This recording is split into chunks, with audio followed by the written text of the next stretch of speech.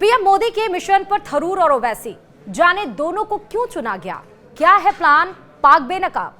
नमस्कार, आप देख रहे हैं न्यूज 18 और मैं हूं आपके साथ श्रुति श्रीवास्तव। पीएम मोदी की छवि एक ऐसे लीडर की है जो अपने फैसलों से चौंकाने के लिए जाने जाते हैं। विपक्षी सोच भी नहीं पाते और पीएम मोदी वो कर जाते हैं। शशि थरूर और असदुद्दीन ओवैसी को बहुदलीय प्रतिनिधि मंडल में शामिल करने का निर्णय भी कुछ ऐसा ही है। दरअसल ऑपरेशन सिंदूर से पाकिस्तान में छिपे बैठे आतंकवादी संगठनों की कमर तोड़ने के बाद भारत ने अब पाक के नापाक इरादों को अंतर्राष्ट्रीय स्तर पर भी बेनकाब करने की रणनीति बना ली है। मोदी सरकार की इस रणनीति का हिस्सा सिर्फ भारतीय जनता पार्टी के सांसद ही नहीं बल्कि सभी दलों के सांसद शामिल हैं। ये सभी सांसद अलग अलग देशों में जाकर पाकिस्तान प्रायोजित आतंकवाद को बेनकाब करेंगे। पाकिस्तान के खिलाफ ऑपरेशन सिंदूर पर भारत के सांसद दुनिया को ब्रीफ करेंगे। केंद्र सरकार सभी दलों के चुनिंदा सांसदों को 22 या 23 मई से 10 दिनों के लिए विदेश दौरे पर भेज रही है। ये सांसद अमेरिका, यूके, दक्षिण अफ्रीका, कतर और यूएई जाएंगे। वहां की सरकार को आतंकवाद पर भारत का पक्ष बताएंगे। इस बहुदलीय प्रतिनिधि मंडल में कांग्रेस के शशि थरूर और एआईएमआईएम के असदुद्दीन ओवैसी भी शामिल हैं। इससे पहले शशि थरूर के ऑपरेशन सिंदूर पर दिए गए बयान से कांग्रेस पार्टी के कुछ नेता नाराज थे।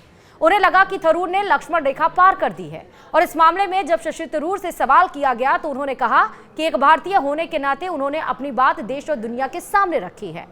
तो वही न्यूज एजेंसी पीटीआई के मुताबिक सरकार के विपक्षी सांसदों सहित कई राजनीतिक दलों के सांसदों से संपर्क किया गया। उनसे राजनीतिक मिशन में भाग लेने की मांग की गई। कई दलों ने पहले ही इस पहल के लिए अपने प्रतिनिधियों को भेजने की मंजूरी दे दी है। रिपोर्ट में यह कहा गया कि प्रतिनिधि मंडल में कितने लोग शामिल होंगे इस बारे में अभी तक कोई जानकारी सामने नहीं आई। फिर भी कुछ नेताओं ने अनुमान जताया कि 30 से अधिक सांसद इसमें शामिल हो सकते हैं। अनुराग ठाकुर बीजेपी, अपराजिता सारंगी बीजेपी से हो सकती हैं, शशि थरूर वहीं कांग्रेस से हो सकते हैं, मनीष तिवारी का नाम कांग्रेस से चल रहा, सलमान खुर्शीद का नाम कांग्रेस से, अमर सिंह का नाम कांग्रेस से, सुदीप बंदोपाध्याय टीएमसी से, Sanjay Jha JDU, Sasmit Patra BJD, John Brittas CPI, Asaduddin Owaisi AIMIM, वहीं सुप्रिया सुले एनसीपी और एसपी और केनी मोझा डीएमके से। इन सभी सांसदों का नाम अलग अलग पार्टी से चुनकर आया जो मैंने अभी आपको बताया। तो प्रतिनिधि मंडल की 10 दिन की अवधि में कई देशों का ये दौरा करेंगे। सांसदों को सरकार की ओर से तय किए गए विभिन्न क्षेत्रीय ब्लॉकों में नियुक्त किया जाएगा।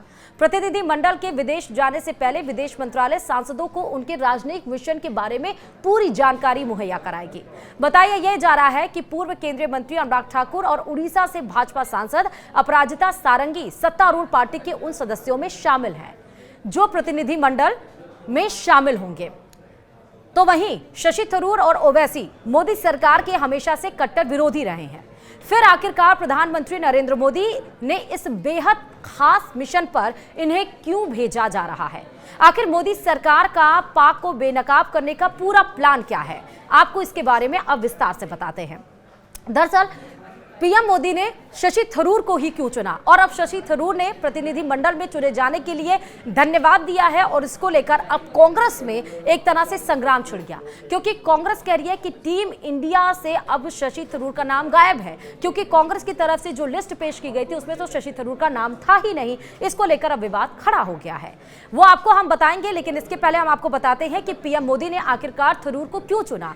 पीएम मोदी की छवि एक ऐसे लीडर की है जो अपने फैसलों से चौंकाने के लिए जाने जाते हैं। विपक्ष सोच भी नहीं पाते और पीएम मोदी वो कर जाते हैं। शशि थरूर को बहुदलीय प्रतिनिधि मंडल में शामिल करने का निर्णय भी कुछ ऐसा ही है, लेकिन शशि थरूर को करीब से जानने वाले जानते हैं कि उन्हें चुन पीएम मोदी ने कितना बड़ा दांव खेला है। संयुक्त राष्ट्र में काम करने का लंबा अनुभव रखने वाले शशि थरूर कूटनीति के बड़े जानकार हैं। ऐसे में पाकिस्तान को अंतर्राष्ट्रीय स्तर पर बेनकाब करने में वह अहम रोल निभा सकते हैं। तो वहीं संयुक्त राष्ट्र का अनुभव भी शशि थरूर को है। जी हां, शशि थरूर को संयुक्त राष्ट्र में काम करने का काफी लंबा अनुभव रहा है।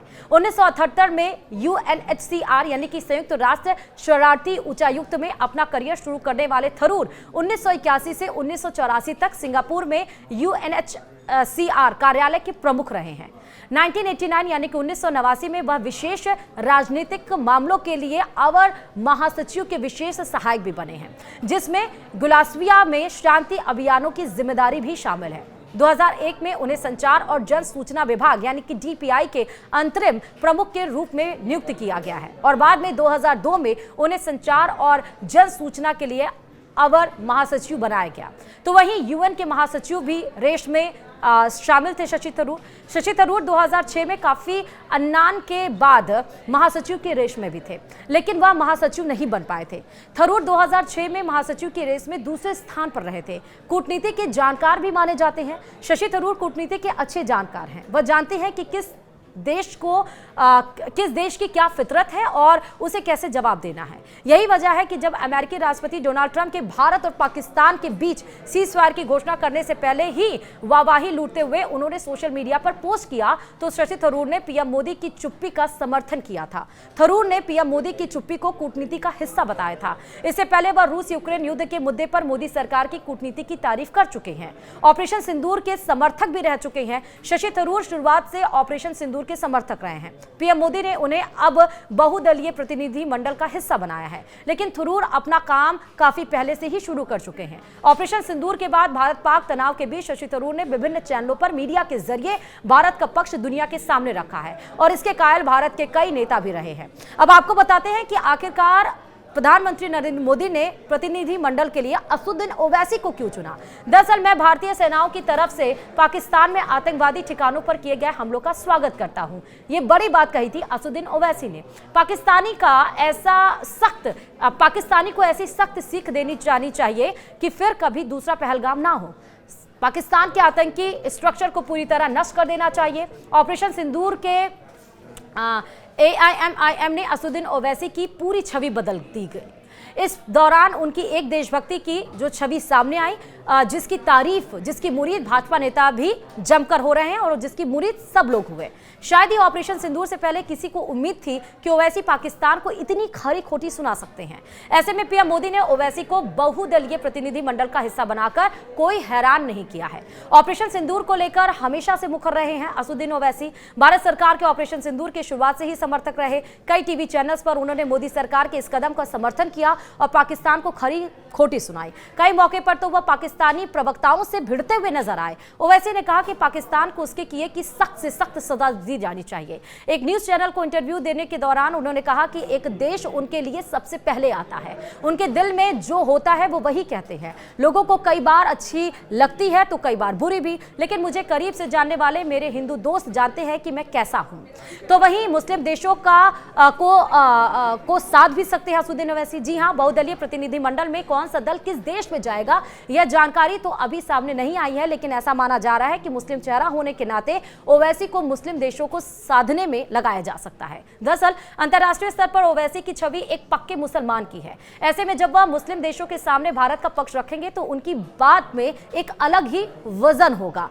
लंदन से लॉ वकील भी रहे हैं और तार्किक भी हैं, यानी ओवैसी एक राजनेता होने के साथ साथ काबिल वकील भी हैं जो अपनी बात को तर्क के साथ रखते हैं। आमतौर पर उनकी बात को काटना बेहद मुश्किल होता है। ये खूबी उन्हें दूसरों से जुदा और हटाती है। ऐसे में वह भारत का पक्ष दूसरे देशों के सामने बेहद मजबूती से रख सकते हैं। अब बताते चलें कि ये पहली बार नहीं है जब पूरा देश एक साथ एक मुद्दे पर आया है। इसके पहले भी 1994 की तरह पार्टियां एकजुट, यह पहला मौका नहीं है कि जब सभी भारतीय राजनीतिक दल आपसी राजनीतिक मतभेदों को दरकिनार कर एकजुट होकर अंतर्राष्ट्रीय स्तर पर अपनी बात रखने जा रही हैं। इससे पहले 1994 में तत्कालीन प्रधानमंत्री PV नरसिम्हा राव ने राजनीतिक मतभेदों से ऊपर उठते हुए भाजपा नेता अटल बिहारी वाजपेयी को जिनेवा में संयुक्त राष्ट्र मानवाधिकार आयोग में भारत का नेतृत्व करने के लिए चुना था। अटल बिहारी वाजपेयी के वहां पहुंचने पर पाकिस्तान भी हैरान था। उस डेलीगेशन में जम्मू कश्मीर के पूर्व मुख्यमंत्री फारूक अब्दुल्ला और सलमान खुर्शीद जैसे नेता भी शामिल थे।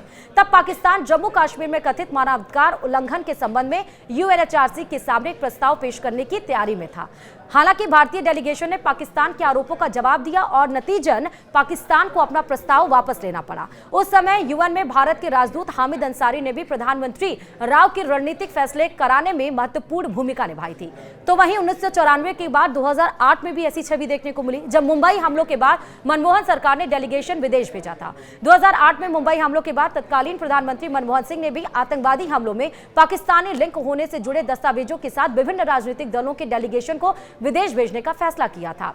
अब आपको बताते चले कि ऑपरेशन सिंदूर के तहत किस तरह भारत ने बॉर्डर पर पाकिस्तान को नेस्तनाबूद कर दिया। 9 आतंकी कैंप्स नष्ट किए गए हैं, क्योंकि जम्मू कश्मीर के पहलगाम में 22 अप्रैल को आतंकी हमले में 26 टूरिस्ट मारे गए थे। पहलगाम हमले के बदला लेने के लिए भारत ने 7 मई को ऑपरेशन सिंदूर के तहत पाकिस्तान और पाक अधिकृत कश्मीर यानी पीओके में हमला किया था, और इस दौरान भारत ने अपने एडवांस एयर डिफेंस सिस्टम की बदौलत बॉर्डर पार किए बिना पाकिस्तान के भीतर जाकर 9 आतंकवादी कैंपों को नष्ट कर दिया। जवाबी कार्रवाई में पाकिस्तान ने भी हमला किया, लेकिन भारत की multi layer air defence system ने लगभग हर पाकिस्तानी मिसाइल और ड्रोन को बेअसर कर दिया था। और अब जाकर इंटरनेशनल लेवल पर भारत किस तरह पाक के आतंकिस्तान को बेनकाब करेगी, इसके लिए एक पूरा डेलीगेशन तैयार हो चुका है। उसी के साथ इस वीडियो में फिलहाल अभी इतना ही। देखते रहिए न्यूज़ 18 राजस्थान। नमस्कार।